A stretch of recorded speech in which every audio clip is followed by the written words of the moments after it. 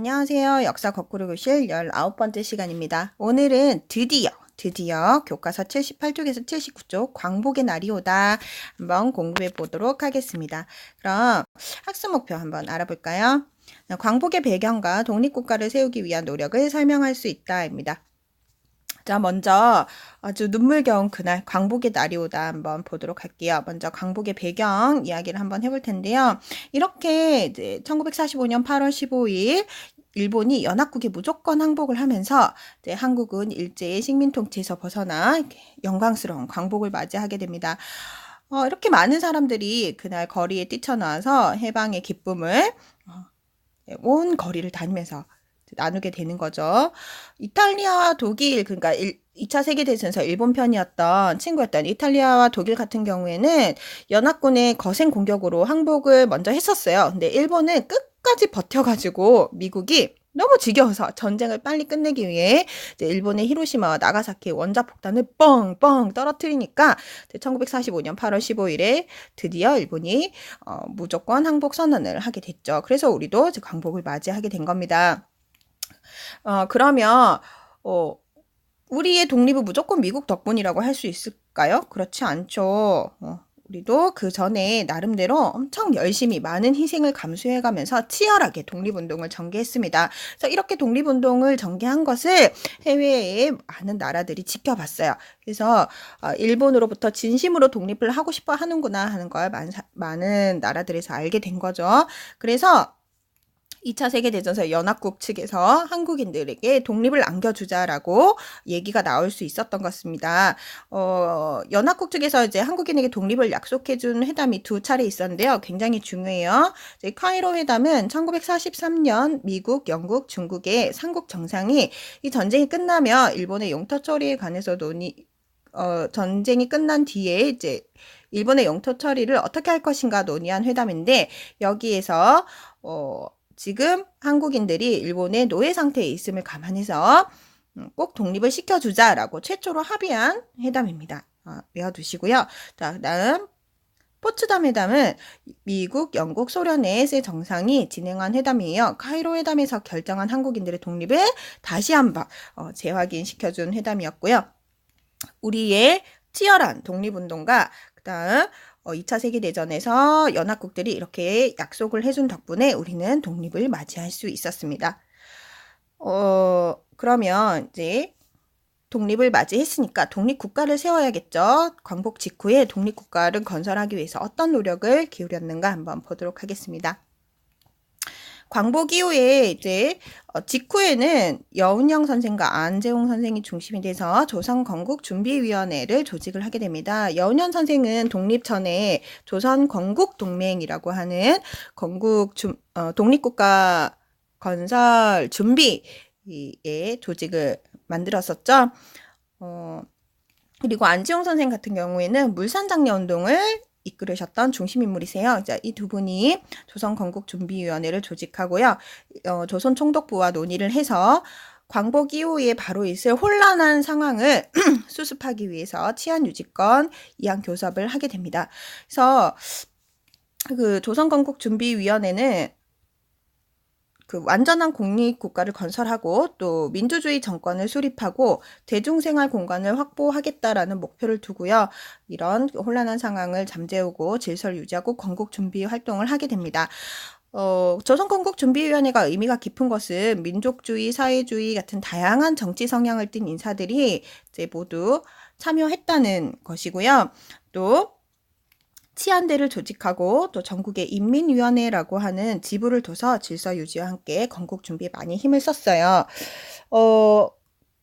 나중에 우익 세력들이 이제 탈퇴를 하면서 힘이 좀 많이 약화되긴 했지만은 미군이 이제 군정을 실시하러 들어온다는 소식을 듣고 이러다가 일본 아니라 미국의 식민지가 될 수도 있겠다라는 위기감을 갖게 돼요. 그래서 얼른 조선인민공화국이라는 나라를 선포를 합니다.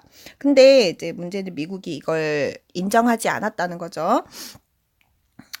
또 어쨌든 곧바로 우리 혼란한 상황을 잠재웠던 단체가 있었다는 것, 조선건국준비위원회 꼭 기억해 두십시오.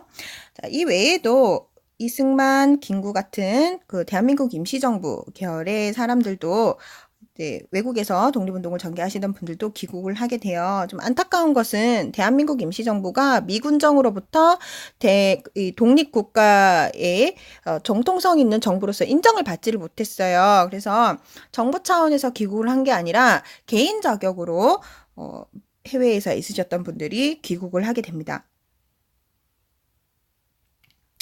또 그 밖에도 이제 이념을 달리하는 여러 정치 장체들이 등장을 했는데요. 송준이나 김성수 같은 사람들은 이제 대표적인 친일파들인데 이들이 자기 친일파 했던 행정들을 입싹 닫고 민족주의 정당을 조직을 해서 자기 입맛에 맞는 독립국가를 세우려고 또 큰 소리를 내고 있었고요. 또 박헌영과 같이 사회주의자들도 그 사회주의 세력의 사회주의 국가를 만들기 위한 정치 활동을 시행을 했습니다. 이렇게 광복 직후에 우리나라는 조선건국준비위원회, 또 대한민국 임시정부 계열, 또 친일파들이 만든 민족주의 계열의 정당들, 또 사회주의 계열의 정당들이 너도 나도 자기 입맛에 맞는 독립국가를 건설하기 위해서 큰 소리를 내고 있었던 상황이라 이렇게 나라를 만드는 일이 이렇게 순조롭게 진행되지는 못했습니다. 자, 그러면 세 번째 이야기, 미국과 소련의 군정 실시에 대해서 얘기를 좀 해볼게요. 나라 안에서 이제 독립국가 건설을 위한 여러 단체들의 활동이 한참 진행되던 중에 미국과 소련이 우리나라에 점령군으로서 들어오게 됩니다. 소련 같은 경우에는 갑자기 뜬금없이 왜 나타났지? 이렇게 생각하실 수도 있는데요.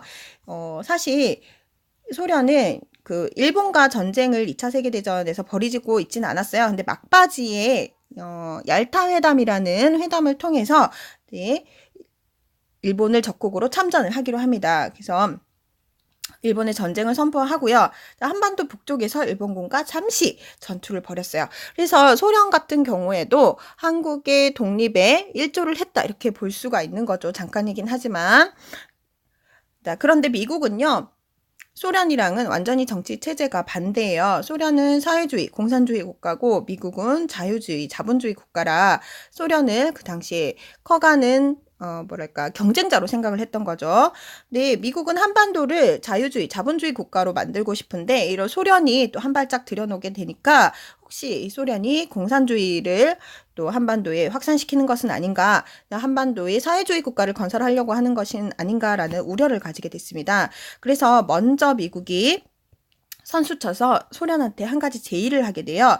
야, 우리 북위 38도선을 경계로 일본군 무장을 해제시키고 서로 남쪽 북쪽 같이 점령을 하자 이렇게 이제 얘기를 한 거죠. 그래서 소련이 오케이 동의를 하면서 한반도는 우리의 뜻과 상관없이 38도선을 경계로 미군과 소련군에 의해서 남북으로 분할 점령되게 됩니다. 이것이 비극의 시작이라고 할 수 있죠. 1945년 9월 8일에 드디어 이제 미국이 인천을 통해서 남한에 상륙하게 됩니다. 그리고 이제 군정을 실시하게 되는 거죠. 군정은 군사 정치, 그러니까 점령 지역 또는 독립국가에서 군부가 실질적인 권력을 장악하고 통치하는 방식을 의미해요. 미군정은 대한민국 임시정부나 아니면 조선건국준비위원회에서 만들었던 조선인민공화국 이런 거 정부임을 내세우는 모든 정치단체를 부인하고요. 네. 정치를 하는 것은 우리 미군정밖에 없어 이렇게 못을 딱 받고 남한 지역을 직접 통치하게 됩니다. 근데 문제는 표면적으로는 매우 중립적인 태도를 유지했지만 속으로는 미군은 한국인들에 대해서 잘 몰라요. 그래서 한국인들을 다스리는 법을 잘 아는 먼저 공무원을 해봤던 친일 관료와 친일 경찰들을 그대로 기용해서 정치를 하게 됩니다.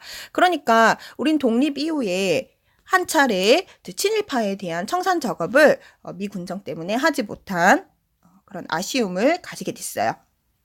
또 한편으로 북쪽에서는요, 이제 소련군은 각 지역에 이제 인민위원회를 설치를 했었죠.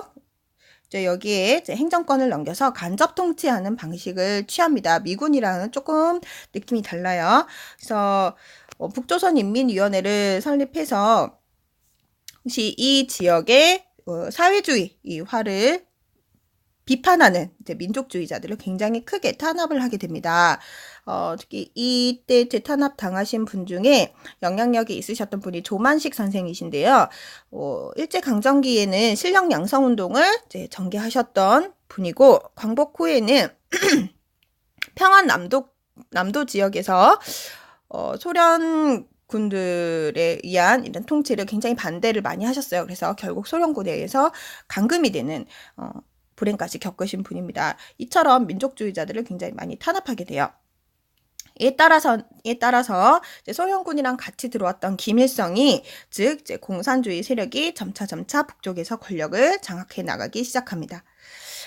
38도선은요, 처음에는 사실 일본군의 무장 해제를 하기 위한 일시적인 미국과 소련의 군사분계선에 지나지 않았어요. 근데 이것을 경계로 미군과 소련군이 각각 남과 북에서 군정을 실시하게 되면서 38도선은 영원히 건너갈 수 없는 점점점 벽이 높아져서 이제 민족과 국토를 가르는 분단선으로 변해갔습니다. 그래서 이로 인해서 한국인을 위한 독립국가 건설은 더욱더 어려워졌고요. 우리 독립국가 건설 과정에 미국과 소련이 간섭을 하게 되는 결과를 가져옵니다. 그 이후에는 이제 돌이킬 수 없는 상황이 벌어지게 되죠.